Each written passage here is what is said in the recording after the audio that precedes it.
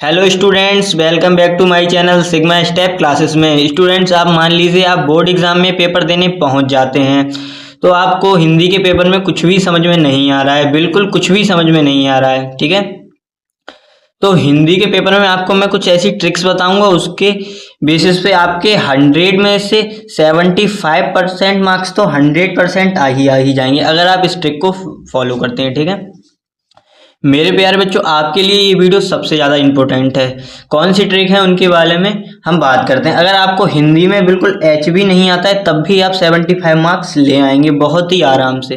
कुछ ट्रिकों पर हम बात करेंगे। ठीक है, आपको सबसे पहले हम बात करते हैं हम दो बहुविकल्पीय क्वेश्चंस की। ठीक है, बहुविकल्पीय क्वेश्चंस और सब्जेक्ट क्वेश्चन की, ऑब्जेक्टिव क्वेश्चन की, और फिर हम बात करते हैं सब्जेक्टिव क्वेश्चन की। ठीक है, ये दो तरीके के क्वेश्चंस आप एग्जाम में पूछे जाते हैं। ये वीडियो 10th और 12th दोनों के लिए होने वाली है। ठीक है, ऑब्जेक्टिव वीडियो में कोई कुछ बताएगा, कोई कुछ बताएगा, मैं ये ट्रिक बताऊंगा, ये आपके पूरी की पूरी 100% ये आपके बोर्ड एग्जाम में वर्क करेगी। ठीक है, क्या ट्रिक है हम आइए देखते हैं। सबसे पहले क्वेश्चंस आप जो बोर्ड एग्जाम देने जाएंगे, चार ऑप्शन आएंगे, ए, बी, सी और डी। ठीक है, इनमें से कौन सा आंसर सही है आपको इस ट्रिक के माध्यम से देखना है। जैसे पहली बात, कोई अगर ऑप्शन दे रहा है ए और बी का, ठीक है, तो आपको बोबारे पे बिना देखे टिक लगा देना है। ठीक है, दूसरी ट्रिक में आपको बताना, या इनमें पूछ रहा है इनमें से कोई नहीं।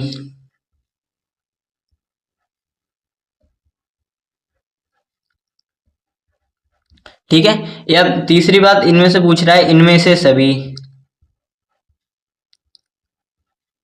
ठीक है, अगर ऐसे क्वेश्चंस आ रहे हैं, अगर आपके ऑब्जेक्टिव में ऐसे कोई टिक आ रहे हैं तो आपको ऐसे ही करना है। ठीक है, चौथा, अगर इसमें आ रहा है जैसे ए और बी आ रहा है ऐसे करके, ठीक है, ए और बी मैंने आपको जैसे ऊपर बताया, यहाँ पर ए और बी आ रहा है तो उनमें दोनों पे टिक लगा देना है। ठीक है, पांचवी बात मैं आपके लिए बताऊं, आपके लिए जैसे ए, बी, सी, डी, चार तरीके के आपके जो ऑप्शन हैं वो आपके बोर्ड एग्जाम में दिए जाएंगे।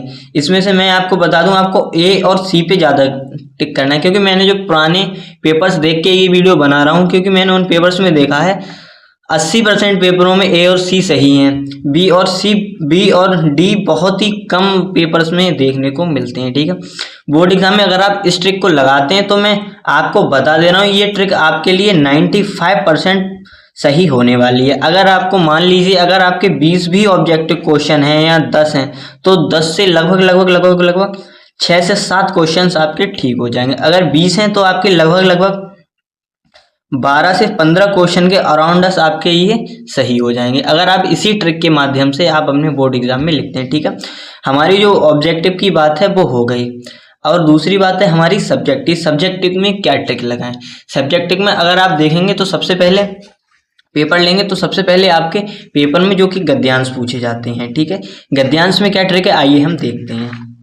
ठीक है, आपको क्या करना है, बोर्ड एग्जाम की कॉपी में इस तरीके से लिखना है। ठीक है, और पहली बात मैं आपको बता दूं, आपको अपनी बोर्ड एग्जाम की कॉपी में हर पेज पे अपना रोल नंबर जरूर से आपको शो करते रहना है। ठीक है, हर एक पेज पर। ठीक है, इसमें हम देखें गद्यांश में क्या ट्रिक काम करती है। गद्यांश में जैसे ये पूरा का गद्यांश आपको पढ़ लेना है, आपको कुछ समझ में आ रहा है तो आप लिखें। जैसे इसमें आपको कॉपी में ऐसे गद्यांश मिलेंगे, इसमें लिखा है उपयुक्त गद्यांश का संदर्भ लिखिए। आपको कुछ समझ में नहीं आ रहा है तो आप ऐसे इसमें ऐसे लिखेंगे जैसे मैं बता रहा हूँ। ठीक है, आपको क्या डाल लेना, आपको यहाँ डाल देना है ऐसे करके ब्लैक पेन से प्रश्न, ऐसे करके आपको ऐसे ही डालना है। ठीक है, प्रश्न संख्या 3। ठीक है, इस तरीके से आपको डाल लेना है। ठीक है, इसको इस तरीके से आपको डालना है, क्योंकि आप इसी तरह से डालेंगे तो आपको अच्छे मार्क्स अपने बोर्ड एग्जाम में देखने को मिलेंगे। ठीक है, फिर आपको इसे स्केल की सहायता से ऐसे अंडरलाइन कर लेना है। ठीक है, इतना करने के बाद फिर यहाँ पर आपको डाल देना है, सिर्फ मैं अभी गद्यांश लिखना बता रहा हूँ, संकेत। ठीक है, आपको ऐसे संकेत डाल देना है। संकेत डालने के बाद फिर बच्चों आपको क्या करना है, आपको इसमें डाल लेना है यहाँ से, जैसे यहाँ पर ऑप्शन दिया गया है गांव और जंगल, यहाँ से लेके आपको यहाँ पर लिखते हैं, यहाँ तक ये लिख देना है स्वागत करते हैं, जैसे मैं आपको बता दूं। ठीक है, जैसे मैं आपको बता दूं यहाँ पर गांव और जंगलों, ठीक है, इस तरह से, ठीक है। इस तरह से लिखने के बाद आपको फिर डैश लगा देना है बीच में, ठीक है। डैश लगाने के बाद जो लास्ट में 2 या 3 शब्द आपको लिख लेना है, जो लास्ट में, जैसे इसमें लिखा है स्वागत करते हैं, ठीक है, इसी तरह से आपको डाल लेना है,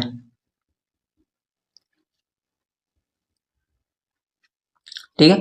इतना डालने के बाद फिर इसमें पूछा गया है, क्वेश्चंस में पूछे गए उपयुक्त गद्यांश का संदर्भ लिखिए। आपको गद्यांश का संदर्भ कैसे लिखना है, ठीक है, मैं बताऊंगा आपको। आपको क्या करना है, आपको यहाँ पर हेडिंग लगा लेनी है संदर्भ, ठीक है, ठीक है, इस तरीके से, ठीक है। आपको इस तरीके से अपने बोर्ड एग्जाम में हेडिंग लगा लेनी है, ठीक है। फिर इसमें पूछा गया है उपयुक्त गद्यांश, अगर आपको समझ में आ रहा है तो सही है, फिर नहीं तो आप कैसे लिखें, तो आप मैं बताऊं, प्रस्तुत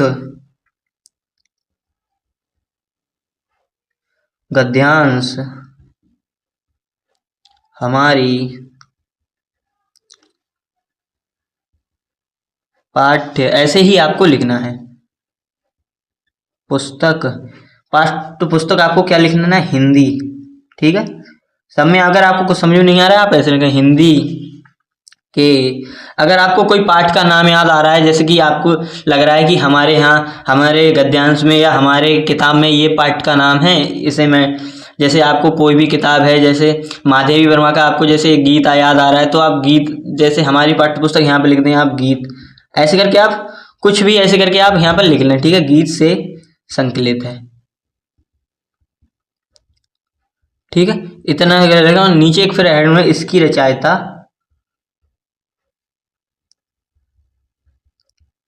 महादेवी वर्मा है,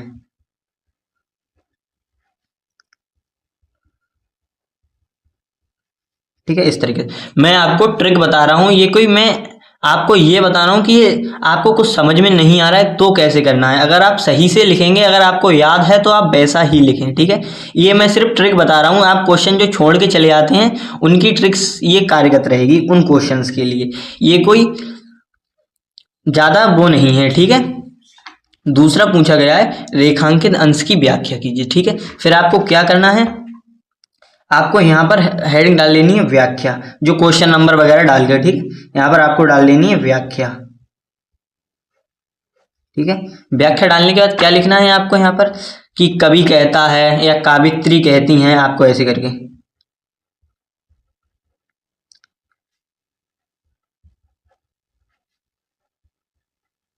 हैं कि जितने में ये अंडरलाइन ऊपर से करके आया हो, आपको क्या करना है, आपको इसी को, मेरे प्यारे बच्चों, आपको इसी को बड़ा चढ़ा के लिख देना। आप इसी को बड़ा चढ़ा के लिखेंगे तो आपका 100% सही हो जाएगा। आप इसी को बड़ा चढ़ा के लिखेंगे, जैसे जहां अतीत वर्तमान के लिए भार रूप नहीं है तो आप लिख लेंगे जहां अतीत वर्तमान भार के लिए रूप नहीं है, तो आप इसी को बड़ा चढ़ा के लिख देंगे तो ये आपका बिल्कुल ही सही हो जाएगा। आपको ऐसे ही सब में लिखना है, ठीक है।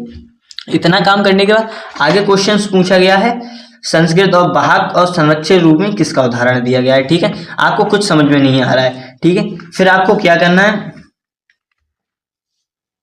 आपको जैसे लग रहा है कि ये यहाँ से ये इतना यहाँ तक इतना सही हो जाएगा, तो आपको इतना और इतना है या इतना इतना जो भी है आपको लिख के जरूर आना है। लगभग आपको 2 से 3 लाइन का जरूर से जरूर लिख के आना है, ठीक है।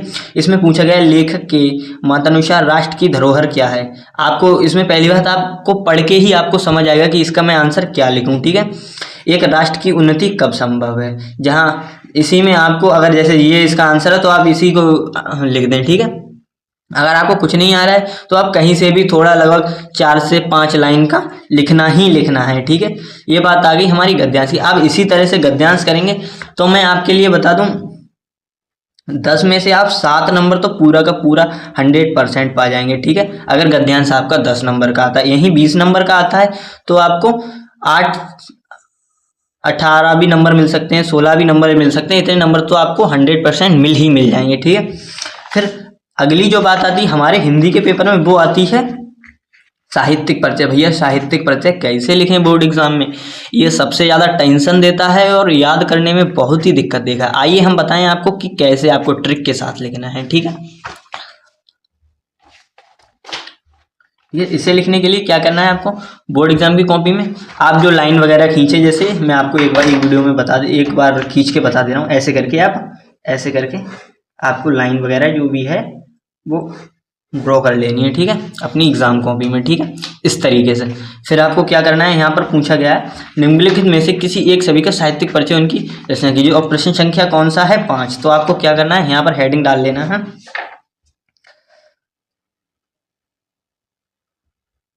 प्रश्न, इसी तरह से आपको लिखना है संख्या 5 का उत्तर, ठीक है, इतना करना है। इतना करने के बाद फिर आपको इसे स्केल की सहायता से इसे अंडरलाइन कर लेना है, ठीक है, ऐसे करके, ठीक है। फिर इसमें आपको बड़ी सी यहाँ पर हेडिंग लगा लेनी है साहित्यिक परिचय की, ठीक है, ऐसे तरीके से आपको, ठीक है।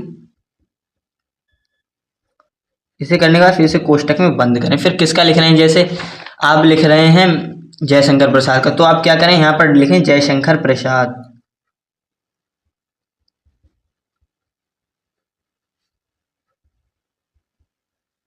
ठीक है, इतना काम आपको करना है। फिर इसे अंडरलाइन कर लेना है स्केल की सहायता से, ठीक है, ऐसे करके। फिर आपको क्या करना है, एक यहाँ पर जैसे मैं ऐसे ड्रॉ करके बता दे रहा हूँ आपको, यहाँ पर बॉक्स बना लेना है, ठीक है, कुछ इतना बड़ा। इसमें बनाने के बाद यहाँ पर आपको हेडिंग डाल लेनी है संक्षिप्त परिचय, ठीक है। अगर उनको नाम, अगर आपको जन्म स्थान वगैरह पता हो सब कुछ तो आप डाल दें। फिर आपको साहित्यिक परिचय में क्या ट्रिक अपनाना है, देखो मैं भी बताऊँ आपको। फिर यहाँ लिखना है साहित्यिक परिचय,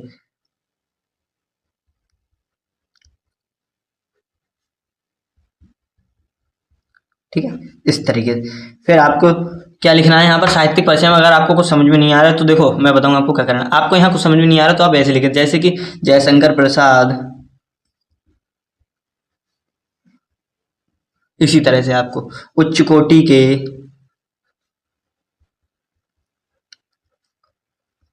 निबंधकार, कहानीकार एवं रचनाकार थे ये, मतलब आपको बना बना के पूरा का पूरा भर देना है, ऐसे करके पूरा का पूरा आपको पेज है ये पूरे के पूरे आपको पूरा यहाँ तक आपको भर लेना है। फिर यहाँ डाल देना है आपको पीडीओ, ठीक। इसी ट्रिक से आप लिखेंगे अपना साहित्यिक परिचय तो 100% आपको 5 नंबर का, अगर आपका साहित्यिक परिचय है तो आप 4 नंबर तो 100% पा ही जाएंगे, ठीक है, ठीक है। फिर अगला क्वेश्चन आ जाता है हमारी कहानी का, ठीक है, कहानी कैसे लिखें, चलिए अगले पेज पे। कहानी लिखने के लिए मैं बताऊं आपके लिए क्या करना है, आपको अपने यहाँ पर जो भी है, जैसे यहाँ पर जैसे लिखिए पंचलाइट कहानी या बहादुर कहानी कैसे लिखें, ठीक है, पंचलाइट कहानी है, बहादुर कहानी किस तरीके से लिखना है। आपको हेडिंग लगा ली पंचलाइट कहानी, आपको उसी का बना बना के ऐसे ही लिखना है, ठीक है। बड़ी सी हेडिंग लगा लेनी है आपको, जैसे यहाँ पर पंचलाइट लैम्प की, ठीक है। फिर उसी को अंडरलाइन करके फिर उसी के बारे में जितना लिख मिले आप लिख लें, ठीक है, छोड़ के एक भी क्वेश्चन नहीं आना है, ऐसे ही आपको खंड काव्य करना है, ठीक है। और जैसे मैंने आपको पीछे अभी गद्यांश बताए थे कि आप गद्यांश कैसे करें, ठीक है, उसी ट्रिक की तरह से आपको ये वाले गद्यांश करना है, ठीक है, संस्कृत वाले। कुछ भी समझ में ना आए तब भी बना बना के लिखना ही लिखना है। ऐसे ही आपको एक ये श्लोक है, इसका हिंदी अनुवाद करना है, ठीक है, बहुत सरल है, ठीक है। इनमें से आपको निम्नलिखित मुहावरों और लोकोक्तियों में किसी एक का अर्थ लिखकर वाक्य प्रयोग कीजिए, ठीक है। आपको कुछ समझ में नहीं आ रहा है बच्चों तो इनमें से आपको कुछ भी, जैसे इसमें का वर्षा कृषि सुहाने, कुछ ना कुछ जरूर लिख के आना है, पेपर से ही देख के लिख के आए। और गद्यांश ये तो बहुत ही सरल आता है, इसमें से देख के आपको लिखना होता है। आप इसकी 1-2 प्रैक्टिस कर लेंगे तो आप बहुत ही अच्छे 5 में से पूरा का पूरा 5 नंबर पा जाएंगे मेरे प्यारे बच्चों, ठीक है, ठीक है। अगला क्वेश्चन आ जाता है हमारा निम्नलिखित एवं शब्द एवं सही अर्थ। आपको क्या करना है, मैंने पीछे कुछ ट्रिकें बताई थी आपको ऑब्जेक्टिव की, ध्यान आया आपको, ऑब्जेक्टिव की ट्रिक बताई, यंत्रणा, जो भी आपको सही लगे आपको उसको ट्रिक बता देनी, उस पर ही आपको क्लिक कर लेना है, ठीक है। ऐसे ही आपको इसमें करना है। निम्नलिखित शब्दों में एक शब्दों के 2 सही अर्थ, आप ये बहुत आसानी से कर लेंगे, मुझे खूब पता है, मुझे पूरा विश्वास है अपने बच्चों पे कि आप जो जरूर कर जाएंगे, जरूर ही कर जाएंगे, ठीक है। निम्नलिखित वाक्यांशों के लिए एक सही शब्द चयन करके लिखिए। एक सही शब्द आप चयन कर लेंगे इनमें से, जो आपको सही लगे कि ये सही है, ये सही है, जो आपको सही लिख रहा है आपको वो सही करके आराम से पेल देना है अपनी कॉपी में, ठीक है। जिसका जन्म ना हुआ हो उसमें भी आपको जो भी सही लगे आप उस पर क्लिक लगाएं। ठीक है, 2 वाक्यों को शुद्ध करके लिखिए। इसमें लिखा है समाचार पत्र मेज में रखा है, तो आप इसमें कहना समाचार मेज पे रखा है। ठीक है, इस तरीके से मैं इस लड़के को पढ़ाया हूँ, मैं इस लड़के को पढ़ाता हूँ। ठीक है, इस तरीके से आप इसे शुद्ध करें। मैं आपके उज्जवल भविष्य की कामना करता हूँ। ठीक है, कृपया पत्र लिखने की कृपा करें करें करें। ठीक है, श्रृंगार रस, हास रस, स्थायी भाव, ये कैसे लिखना है इसकी मैं आपको बता दूं। इसके ऊपर मैंने जो बहुत ही संक्षिप्त वीडियो बनाई है, डिस्क्रिप्शन में उसका लिंक दिया है मैंने, आप वहाँ से जाके इन्हें देख सकते हैं। ठीक है, आप वहाँ से इन्हें जाके देखेंगे तो पूरा का पूरा 6 से 6। और मैंने सबसे बढ़िया बात मैंने ट्रिक के साथ बताया आप कैसे करें, इसे कैसे हल करें। ठीक है, लिंक इसका आपको डिस्क्रिप्शन में मिल ही जाएगा, मैंने आपको पहले ही बता दिया। ठीक है, वहाँ से जाके आप इसे देखें। सबसे लास्ट बात है, निर्धन छात्र सहगोष्ठी हेतु प्रधानाचार्य को आवेदन पत्र लिखिए। भैया इसका भी मैंने लिंक डिस्क्रिप्शन में दे दिया है। बहुत ही अच्छी ट्रिक से बताया है। आप उस ट्रिक को पेल देंगे कॉपी में तो 100% मैं आपको बता दूं 100% आप 9 में से 8 नंबर पा जाएंगे। इसमें 6 में से पूरा का पूरा 5 नंबर तो आप 100% पा लेंगे। 6 भी आ जाएँ तो कोई बड़ी बात नहीं है।